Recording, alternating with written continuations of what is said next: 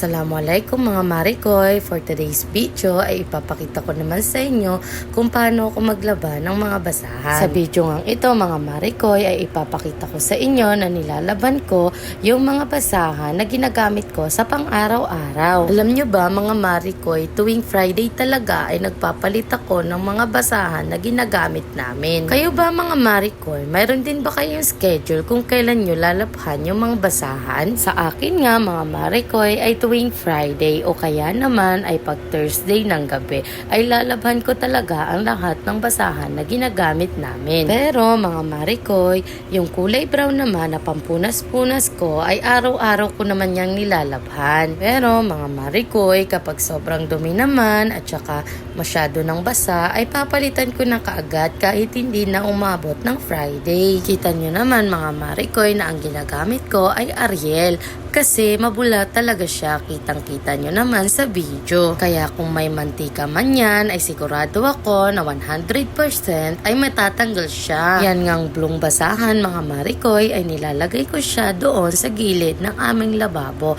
para pag ako'y naghuhugas ay hindi natatalamsikan na ang aking damit. Naglalagay din ba kayo mga Marikoy doon sa bandang gilid ng inyong mga lababo para hindi kayo matalamsikan ng tubig? Nagmamadali nga ako dyan mga Marikoy dahil hindi lang yan ang gagawin ko. Ay, inuwanan!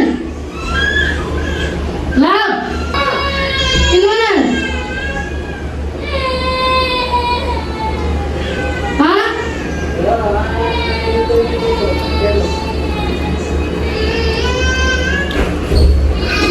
Yun na nga mga Marikoy, isa pang pinagmamadali ko ay nag-iiyakan na ang aking mga anak. Nabantayan nga sila ng kanilang tatay mga Marikoy. Pero minsan talaga ang bunso ko at ang panganay ko ay ang hinahanap ay ako. Ganun din ba ang mga anak nyo mga Marikoy? Kapag nga ang tatay nila, ang kasama nila ay lagi silang nagkakagulo.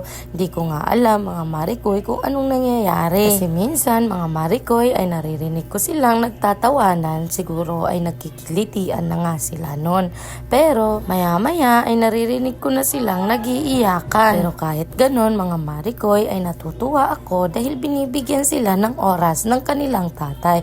Kahit alam ko na busy rin naman ang tatay nila sa paghahanap buhay. Marami-rami na nga akong na-share sa inyo mga Marikoy pero hindi pa rin ako tapos sa paglalaba dyan. Pinabrush ko nga dyang maigi mga Marikoy lalo na yung nasa ilalim dahil naiipon yung mga buhok sa ilalim ng basahan. Dahil nga mga Marikoy ay matagal din akong magpalit ng basahan. Isang linggo din siyang mga Marikoy na nandoon sa kanilang lagayan. At sa wakas nga mga Marikoy ay magbabanlaw tayo pagkatapos ng isang linggo.